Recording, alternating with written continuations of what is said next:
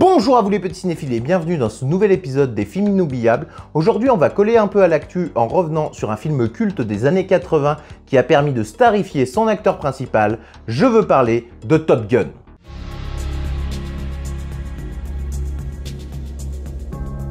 Film sorti en 1986 et réalisé par l'immense Tony Scott qui n'était pas encore un réalisateur très connu à l'époque. Il faisait plutôt des spots publicitaires, à savoir qu'il sortait en plus de son premier échec avec un long métrage avec le film Les Prédateurs, et Top Gun est son premier long métrage à être réalisé en collaboration avec le duo de producteurs Don Simpson et Jerry Bruckheimer. À savoir que ces trois personnes feront plusieurs projets ensemble. C'est marrant de revenir sur ce duo de producteurs qui, à une certaine époque, était quand même parmi les deux producteurs les plus importants d'Hollywood. Si le sujet vous intéresse, je vous renvoie à l'excellente vidéo de Monsieur Bobine. Alors, si on revient sur la genèse du projet, il faut remonter à 1983 avec une photo publiée dans le magazine California qui consacrait un article à une école d'aviation appelée Top Gun. La photo montrait 4 F-14 survolant les nuages avec un pilote en premier plan. Cette photo va attirer l'œil du producteur Jerry Bruckheimer que nous avons évoqué précédemment, qui y voit un potentiel dramatique et qui aimerait faire son Star Wars sur Terre. Immédiatement, il va aller suggérer le projet à son acolyte Don Simpson et 3 ans plus tard, sortait sur les écrans Top Gun. Une fois le synopsis à peu près bouclé, on s'attelle au casting. Au début, on pense à Patrick Swayze, Michael J. Fox, Sean Penn entre autres, avant que Tom Cruise ne soit annoncé dans le rôle principal, lui qui est une star montante suite au film Outsider de Coppola, Risky Business ou alors Legend de Ridley Scott. Au début, il est un peu réticent à accepter le rôle parce qu'il a peur que ce soit un flash dance dans les nuages, mais il se laissera allègrement convaincre contre un chèque d'1 million de dollars. Parfois, fuck la créativité et vive le pognon!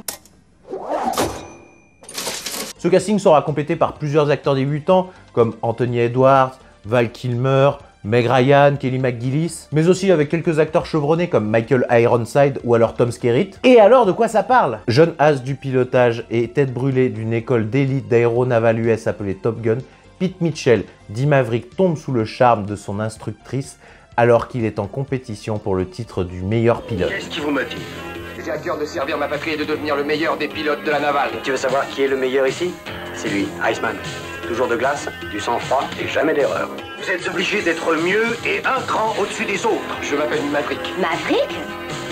C'est pas un nom, ça, c'est un sobriquet. J'ai reçu un ordre vous concernant et je n'arrive pas à m'y faire. Votre rêve, je vais vous le servir sur un plateau. Vous deux, vous avez été désignés pour entrer à Top Gun. Et oui, j'aime ce film comme tout le monde, je le trouve culte, j'aime voir Tom Cruise faire le petit con arrogant, j'aime les scènes de vol et surtout, j'adore la BO.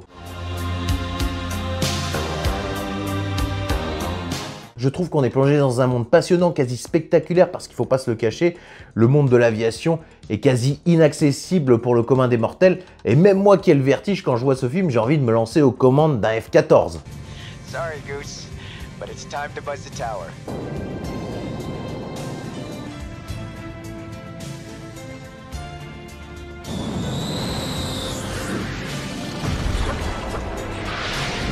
God damn, son of a bitch.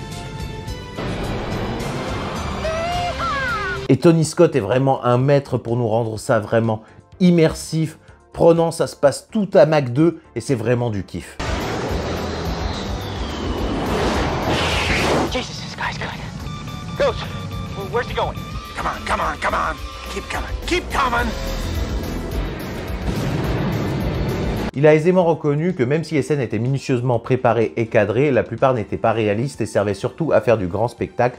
J'en veux pour preuve que les avions ne volent pas les uns des autres aussi près dans la réalité, et la fameuse phrase « on ne lâche pas son coéquipier » est fausse, puisque lors d'un combat aérien, les avions se séparent pour rendre la tâche plus difficile à leurs ennemis. Des manœuvres comme ça, Maverick, j'en ai rarement vu. Le seul emmerdement, c'est qu'un jour, ça tue. On ne plaque jamais l'équipier. Et malgré quelques problèmes de raccord, il arrive vraiment à magnifier et à rendre attractif cet univers. J'en veux pour preuve la scène d'introduction où on voit des avions décoller sur un porte-avions avec une piste ultra courte. Mais c'est vraiment fascinant, tu te dis mais comment ils arrivent à prendre assez de vitesse pour pouvoir décoller? Moi je trouve qu'on t'introduit vraiment une notion de danger à ce moment-là. Comment justement on arrive à ne pas avoir plus d'accidents en faisant décoller un avion sur une si petite surface?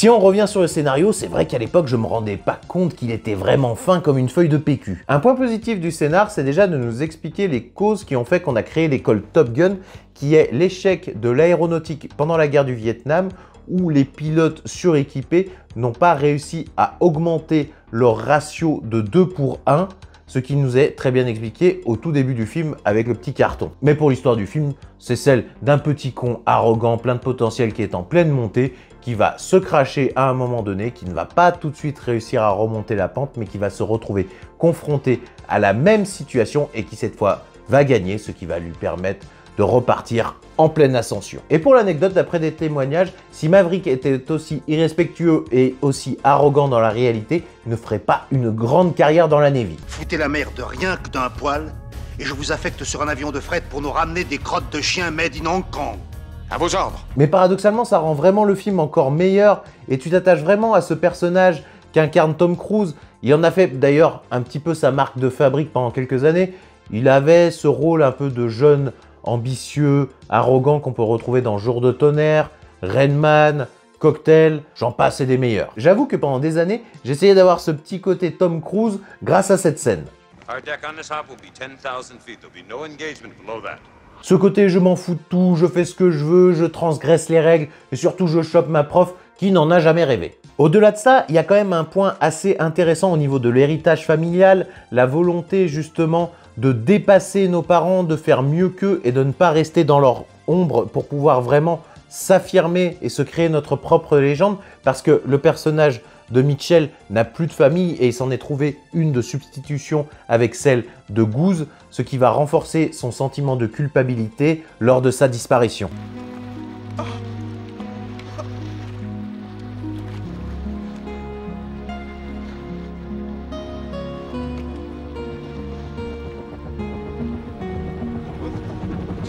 Mais Maverick aura évidemment besoin d'un père de substitution, un mentor qui permettra de le guider et de faire les bons choix. Si on revient sur l'histoire d'amour, je trouve qu'elle fait le boulot, mais elle n'est pas vraiment marquante. À savoir que lors des premières projections test, les gens ont trouvé que l'histoire d'amour était vraiment faiblarde, donc il fut décidé plusieurs mois après la fin du tournage de retourner une scène pour ajouter un peu de bagage à tout ça. À savoir que Tom Cruise n'avait plus la même longueur de cheveux et Kelly McGillis n'avait plus la même couleur. Donc il fut décidé de tourner la scène dans le noir avec un effet bleuté un peu kitsch. Mais bon, c'est pas très grave.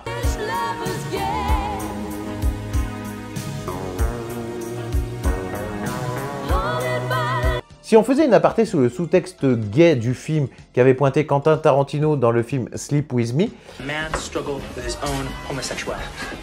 That's serious. That is what Top Gun is about, man. You've got je dois dire que c'est assez intéressant, il n'a pas tout à fait tort, mais c'est quelque chose que j'avais jamais vraiment remarqué, qui m'avait jamais vraiment sauté aux yeux. Vous me direz ce que vous en pensez dans les commentaires.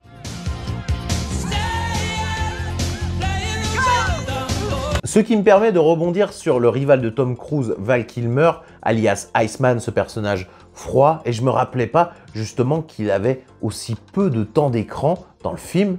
Mais bon, on va dire quand même que ses apparitions sont assez marquantes et il a quand même quelques bonnes punchlines bien placées. L'ennemi est dangereux, et toi t'es pire que l'ennemi.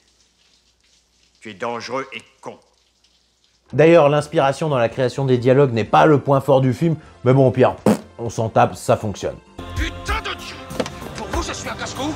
Quand je vole, prenez en bonne note mon équipage et mon avion. Le plus gros défaut que j'aurais à faire à ce film, notamment, c'est son combat de fin. Déjà, on n'arrive pas vraiment à savoir qui sont les ennemis. Alors, on arrive plus ou moins à les identifier avec l'étoile rouge, hein, on n'est pas con.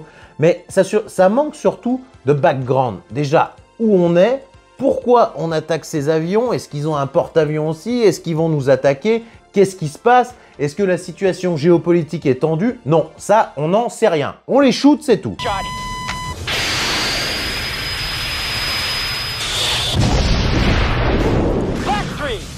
Tout ça n'est qu'un prétexte pour faire un combat final qui serait la consécration de l'entraînement que les pilotes ont reçu tout le long du film. Parce que comme Full Metal Jacket, le principe de ce film ne repose quasiment que sur l'entraînement. Si vous ressortez de chez moi, les louloutes, si vous survivez à mon instruction, vous deviendrez une arme.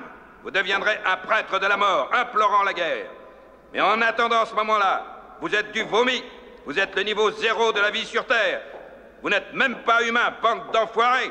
Mais à la différence de Full Metal Jacket, qui lui dénonçait justement l'enrôlement, le lavage de cerveau, ici, avec Top Gun, on est plus sur la thématique de la glorification de l'armée, montrer qu'on est les meilleurs, qu'on est les plus beaux et qu'on va battre tout le monde. On nous a apporté quand même la notion de stress post-traumatique quand les pilotes réchappent de peu à la mort, mais on n'a vraiment aucune interrogation et aucun questionnement sur le fait d'abattre un avion, c'est aussi tuer un homme. Mais force est de constater que les combats sont vraiment sublimes, prenants, efficaces, que tu en redemandes et le tout est sublimé par une BO vraiment dingue et magnifique.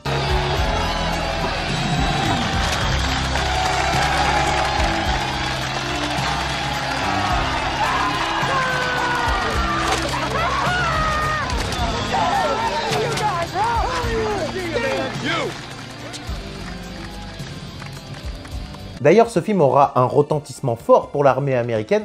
Un des producteurs disait que c'est carrément un spot de propagande pour s'enrôler dans US Navy, ce qui n'a pas loupé, puisque les demandes pour entrer dans la Navy pour devenir pilote ont augmenté de 500% après la sortie du film.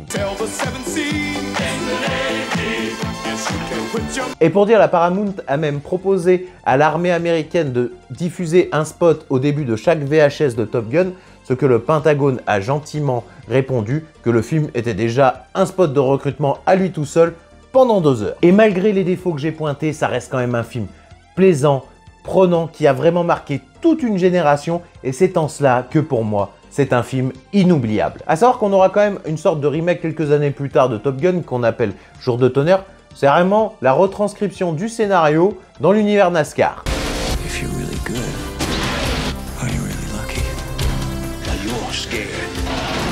You're scared. He doesn't believe you can drive anymore. I'll take your word for what a car can do. But I'm not taking anybody's word for what I can do, because nobody knows. You get back in that car, you'll die.